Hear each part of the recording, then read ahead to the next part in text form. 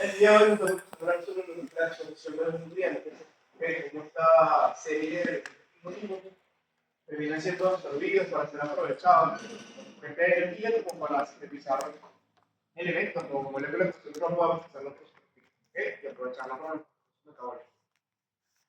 Pero para poder absorber una sustancia, obviamente, tenemos que llevarla de una forma más simple.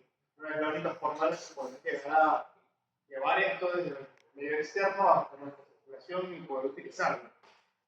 Básicamente, llevar estas moléculas complejas a su forma más simple, más básica, de tamaño, que es la forma en la cual podemos aplicar a través de la mucosa.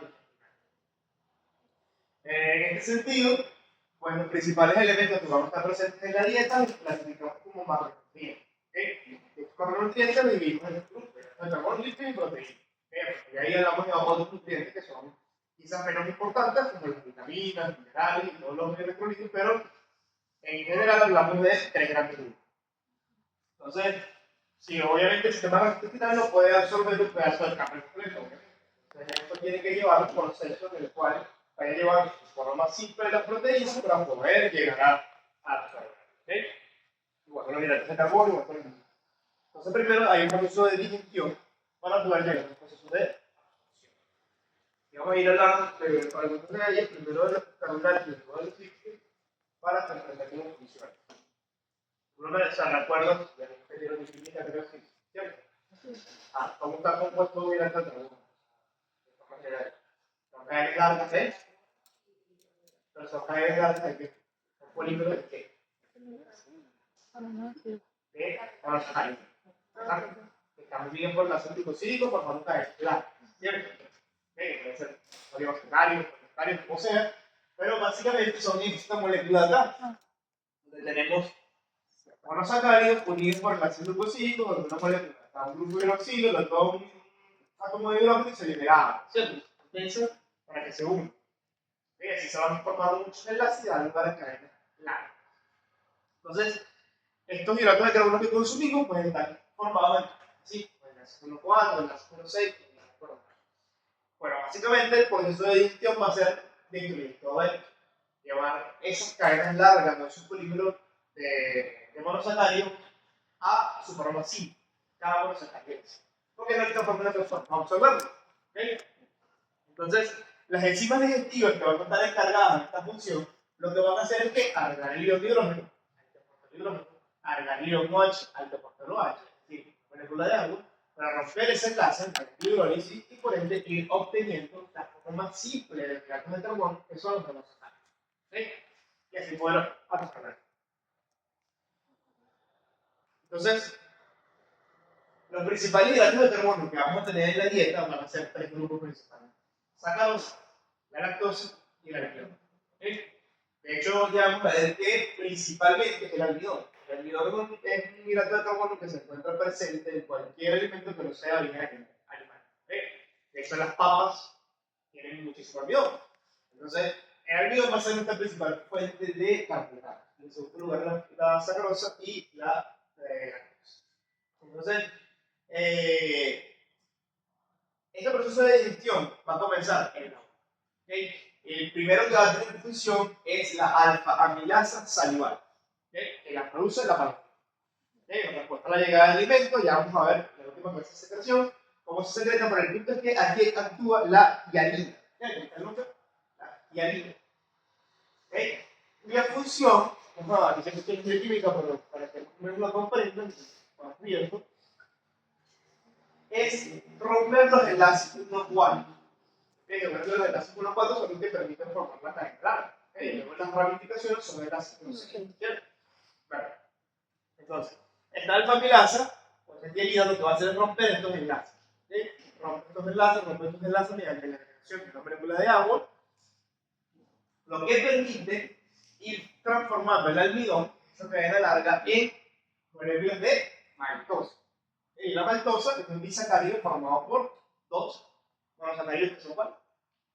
Glucosa. Solamente dos glucosas. ¿Okay? Entonces, quedando compuesto de esta forma, es como que yo tengo una cinta muy larga y yo tengo que pasarla o guardarla en un recipiente y no la puedo guardar completa. Entonces empiezo a cortar. ¿Okay? Es la única forma en la que lo puedo hacer. Yo lo corto de de forma tal que me queden puras porciones iguales y cortas que se llaman maltosas. Hay otras que por supuesto van a escapar, porque si yo por ejemplo corto aquí, en esta molécula yo no puedo cortar el ácido 6 y por ende me va a quedar diferente, ¿cierto? Entonces hay unas que quedan como unas maltotriosas y otras que quedan como alfa-dextrinas, dextrinas que tienen de 3 al 9 por ejemplo. ¿Okay? Sin embargo, obviamente, vamos al alimento, se mastica, pasa el esófago. Dijimos que básicamente la masticación no dura más de 2 minutos, el esófago tampoco dura más de 6 segundos, o sea que por eso es muy rápido. Pero realmente esta alfa-amilasa salival tiene muy poca acción, no porque no puede, no porque es muy corto el tiempo que logra actuar. Y llega al estómago, y en el estómago, en tanto no se mezcle ese bolo, digamos, con los ácidos gástricos, ella puede seguir funcionando. Y funciona aproximadamente durante una hora. Sin embargo, cuando esos ácidos gástricos, digamos que en vez de se mezclan bien con el bolo, la acidez de ese bolo baja mucho y baja por debajo de 4 pH. Y eso inactiva la enzima, se naturaliza la enzima y por ende pierde su actividad. ¿Okay? Entonces, ella solamente va a lograr, digamos, degradar el 30-40% del almidón a maltosa. ¿Okay? No es la principal. Luego de ella, si tenemos el estómago, en el que dijimos que almacenaba y luego iba a hacer una actividad de motilidad hacia el intestino delgado, la que es el duodeno, y ahí se estimula, gracias a su presencia, la secreción pancreática. Y la secreción pancreática sí va a ser la principalmente encargada de degradar a los hidratos de carbono, en este caso a los almidones, liberando, en este caso, alfa-amilasa. La amilasa pancreática tiene la misma función exactamente, cortar los enlaces al monoclonal, ¿okay? Para permitir transformar estas cadenas largas en disacáridos de maltosa. Con la diferencia de que, primero, el tiempo que pasa aquí es mucho mayor, y segundo, que la concentración que está alfa-amilasa pancreática liberada en el duodeno es mucho mayor, ¿okay? Es mucho más efectivo. Es un tipo mucho más entrenado para hacer el trabajo, y mientras la alfa-amilasa salival estaba sola, por tanto, esta está en equipos grandísimos, personas cortando rápidamente el almidón, por lo que en 15-30 minutos ya básicamente degradó todo el almidón que tenía y lo transformó a disacáridos de maltosa. ¿Okay?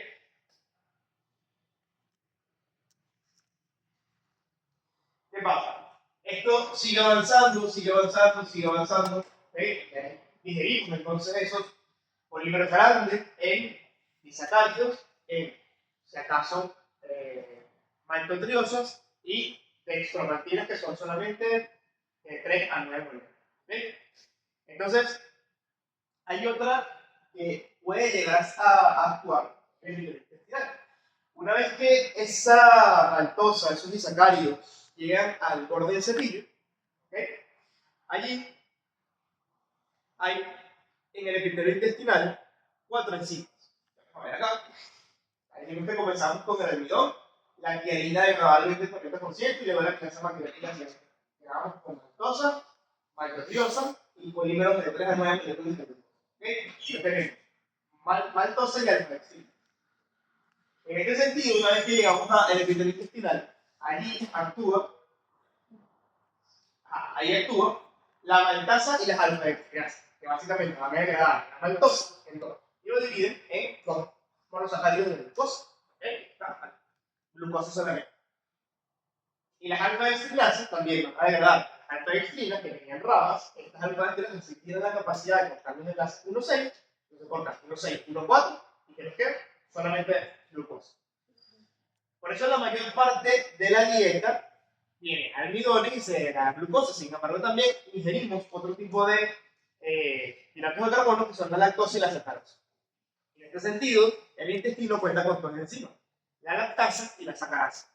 La lactasa va a dividir a la molécula de lactosa, que son disacáridos, en sus dos componentes básicos, una molécula de glucosa, una molécula de lactosa.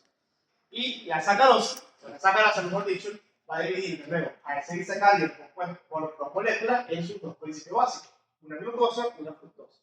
Entonces, en este principio nos queda que por esta degradación, donde si mi principal componente es el almidón, y yo el almidón solo tengo glucosa, voy a tener mucha glucosa, ¿cierto? Y si mis componentes secundarios, del 10 al 20%, es lactosa y sacarosa, y yo de ellos siempre obtengo una molécula de glucosa, lógico decir que la glucosa es el 80% del hidrato de carbono que yo obtengo de ellos. ¿Okay? Y la galactosa y la fructosa van a ser solamente un 10 o un 20%. ¿Okay? Una vez que estos productos básicos están disponibles para ser absorbidos, ya están digeridos de forma mínima, ya los puedo absorber. ¿Okay? Y en este sentido, empiezan a actuar las células de la glucosa intestinal que se conocen como borde cepillo. ¿Okay? El transporte, que van a ver mucho de aquí en adelante, también en el renal, es el transporte o cotransporte sodio-glucosa, ¿okay? Los ISNLT. En este caso hablamos de ISNLT1, ahí se hablamos de ISNLT2 y ISNLT1 también, y tienen aplicaciones farmacológicas. ¿Okay? Pero en este sentido, hablamos de que, ¿quién se acuerda que es un transporte activo secundario? Ajá, secundario. Exacto. Se hace un gasto energético para generar un gradiente que una molécula segunda aprovecha para poder desplazarse a través de la membrana la que normalmente no es permeable. ¿Okay? Tal cual. Aquí tenemos entonces, digamos, la célula del borde del cepillo. Tenemos la bomba sodio TPA, en su membrana vasolateral, tanto basal como lateral, va a estar bombeando cuántos niveles de sodio fuera, saca PT2 de potasio, ¿cierto? Entonces cada vez que saca sodio, eso genera un gradiente, porque hay más sodio fuera que dentro. Eso genera un gradiente electroquímico que permite que el sodio siempre busque entrar. Entonces, ¿qué hace, ¿qué hace este transportador SGLT1? El SGLT1 tiene la capacidad de transportar el sodio adentro de la célula, pero él solamente puede hacerlo si se une a otra sustancia, y esa sustancia va a ser glucosa. Entonces, él aprovecha este gradiente transmembrana del sodio para acoplar a la glucosa e ingresarlo en toda la célula. ¿Okay? Dentro de la célula, la glucosa puede fácilmente pasar por estas proteínas de canal, transmembrana, llamadas glúcidos, hacia, digamos, el intersticio, y ya será absorbido por mosas. ¿Okay? Entonces, tenemos que es transportada por un transporte activo secundario, dependiente del sodio. Ok, eso es cuanto a la glucosa. Pero, ¿qué pasa con la galactosa y la fructosa?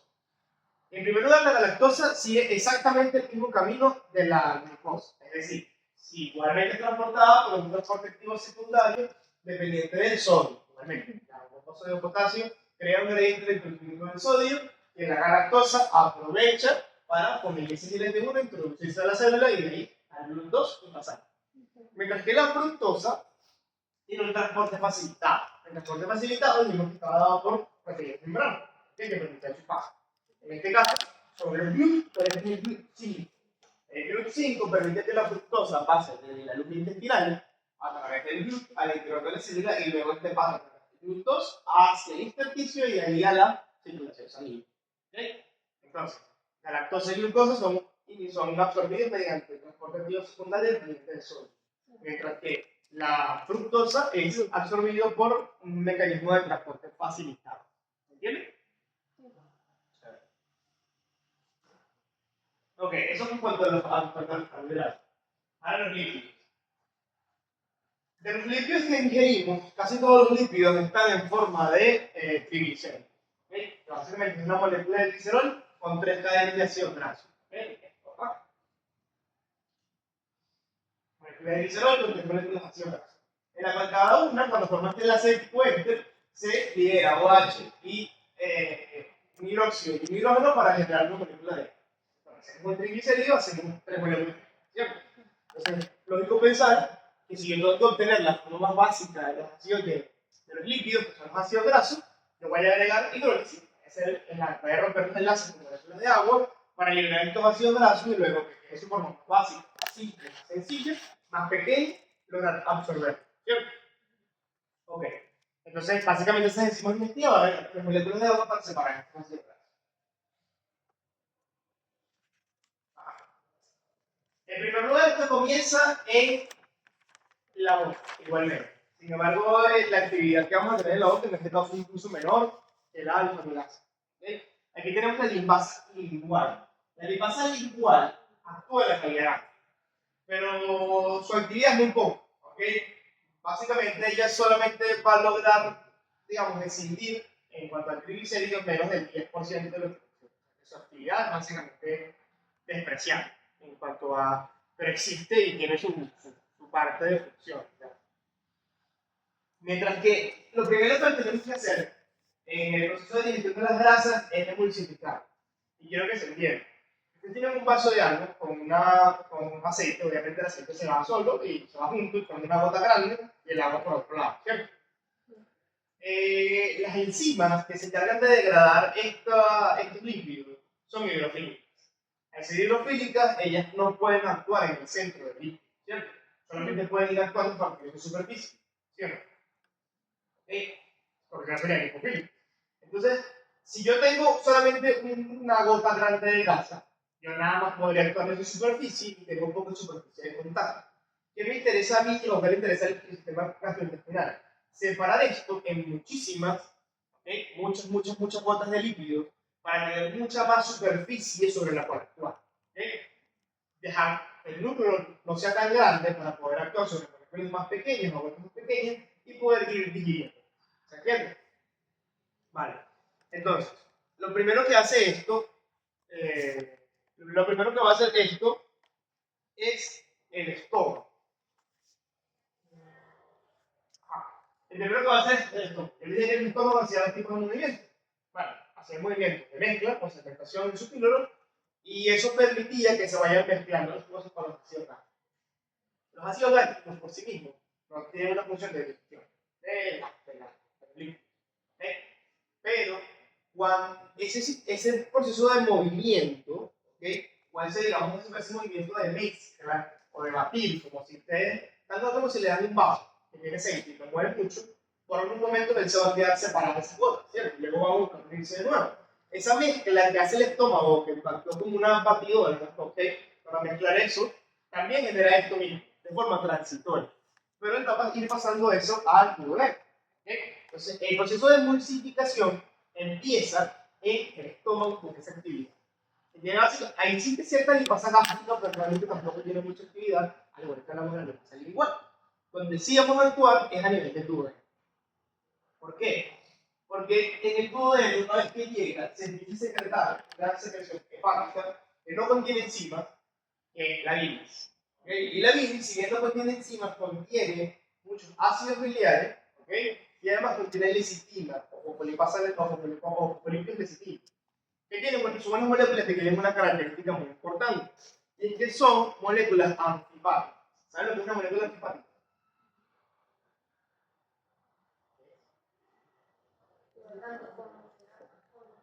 Tiene un polo hidrofílico y un polo hidrofílico. Entonces, ¿qué hacen estas moléculas?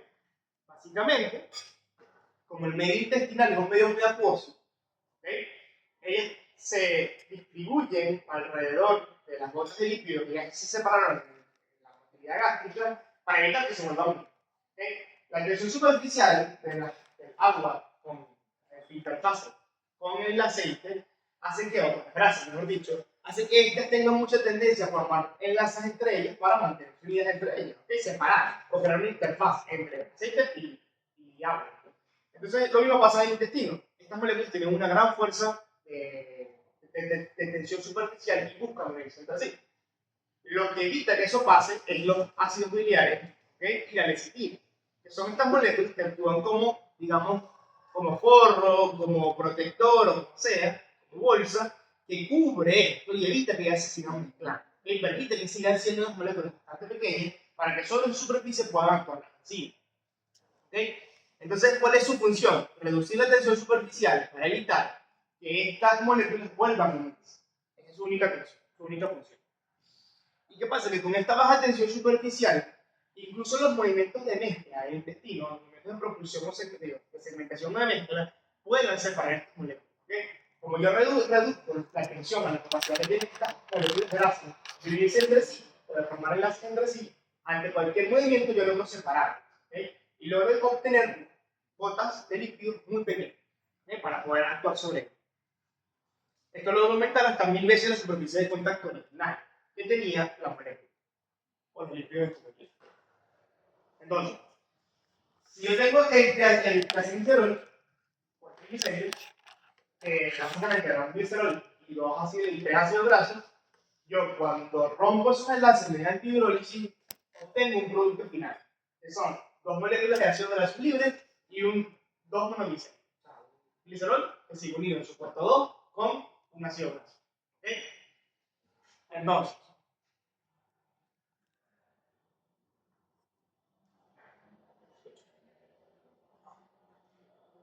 ok.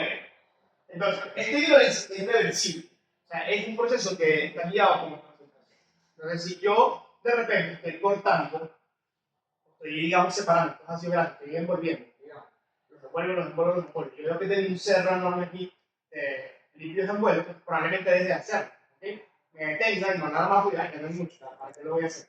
Igual pasa con estas enzimas. Estas enzimas se inhiben cuando la concentración de estos ácidos grasos libres está muy alta cerca de ellos se inhiben y dejan de hacer. ¿Okay? Entonces, esto no nos permitiría dar la cantidad de estos líquidos. Pero, ¿qué hacen los ácidos biliares y qué hacen las lecitina? Básicamente, apenas yo libero esos ácidos grasos y esos monociclicéridos, los forman en glicenas. ¿Okay? Básicamente, lo que hablábamos antes, donde aquí estaba la gota de líquido, aquí estaban las sales biliares y las emulsificadas. ¿Okay? Luego la lipasa pancreática llega, ¿okay? Y se encarga de agregar moléculas de agua a este triglicérido para liberar el ácido graso. Se libero monoglicéridos y ácidos grasos, los cuales de una vez estas mismas sales biliares van a, digamos, rodear y formar una estructura de aproximadamente 3 a 6 nanómetros, ¿okay? Que está con una periferia de ácidos biliares y un centro lipídico. Bien, ácidos grasos libres y monociclicerol. Entonces, esto permite que las enzimas o la lipasa pancreática nunca se percate de que realmente ya degradó muchos ácidos grasos y no termine de degradar esto hasta que ya no quede más. ¿Okay? Okay. Entonces, la función de las micelas entonces es permitir que la degradación de esos lípidos en el duodeno se siga, en el intestino delgado, perdón, se siga dando. Y además se va a encargar de transportarlo. Porque si bien yo libero el ácido graso y libero el monociclicérido, siguen siendo líquidos, siguen siendo poco solubles en el agua, ¿cierto? Yo necesito una molécula que me rodee ese líquido y me permita transportar hasta la membrana plasmática de la célula intestinal. Entonces, eso lo hacen las micelas.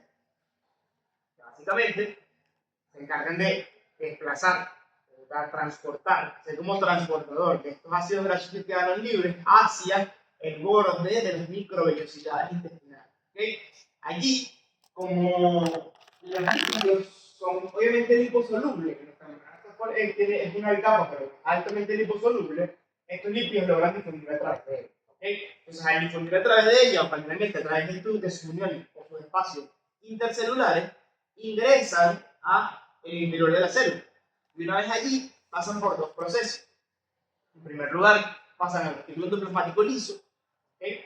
Y en el retículo endoplasmático liso, lo que se hace es que básicamente yo tomo estos ácidos grasos que tenía antes, ¿okay? Libres, y este monociclicérido, digo, ok, tengo un glicerol aquí que tiene una molécula. Y tengo dos moléculas de ácidos grasos libres.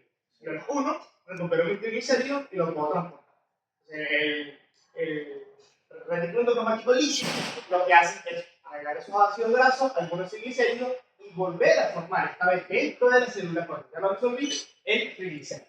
¿Okay? Luego se lo pasa al retículo endoplasmático rugoso para que en este caso me agregue proteínas, ¿okay? Una capa proteína que le permita transportarlo en la sangre. Y luego hablamos de los kilomicrones. ¿Okay? ¿Se entiende? Sí. Okay. Sin embargo, los triglicéridos no son la única forma de lípidos en los que consumimos, sino que también tenemos tanto fosfolípidos como ésteres de colesterol. El colesterol por sí mismo, si bien es lípido, no entra en la característica de una grasa como tal, porque no tiene ácidos grasos. Es colesterol. En cambio, el éster de colesterol es moléculas de colesterol unidas a un ácido graso. Entonces sigue siendo una grasa. Sin embargo, estas moléculas van a ser degradadas por otras enzimas, en este caso de los fosfolípidos de la fosfolipasa A2, que obviamente va a degradar el fosfolípido a fosfatidilcolina y ácido grasotil. Y en el caso de esta de colesterol, la colesterasa degrada a colesterol y ácido graso. Entonces, estos ácidos grasos libres, al igual que los anteriores, pasan de nuevo a la célula, allí pasan al retículo endoplasmático liso, son utilizados para formar triglicéridos, para formar otros colésterol, incluso vamos a ver en la siguiente clase la ruta de las vitaminas, y de allí al rugoso se ponen con una capa, con una molécula proteica que intenta transportarlo y se van hacia el torrente, en este caso el linfático. ¿Okay? Bueno, por el prueba porque no queda más claro. Vamos a ver la digestión de proteínas y vitaminas, ácidos y todo.